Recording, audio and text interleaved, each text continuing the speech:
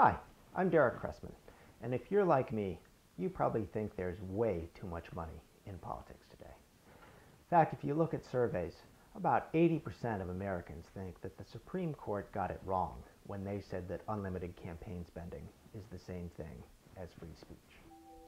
Now, the critics, they'd have us believe that we just can't get big money out of politics without also repealing the First Amendment and letting government censors end free speech as we know it.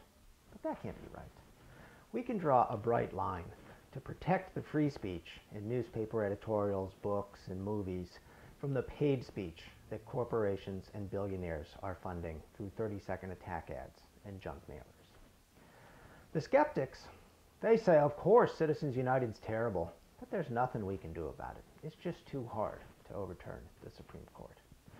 They'd have us believe that 80% of us can't run the country the way we want to, and instead we have to let 5 unelected judges run things their way.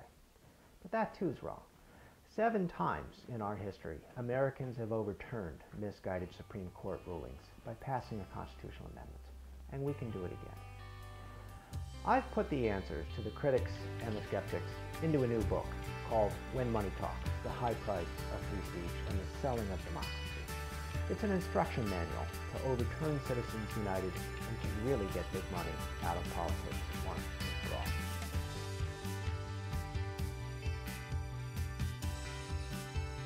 At the end of each chapter, I provide a tip on something you can do that day to help take back our country and get the money out of politics.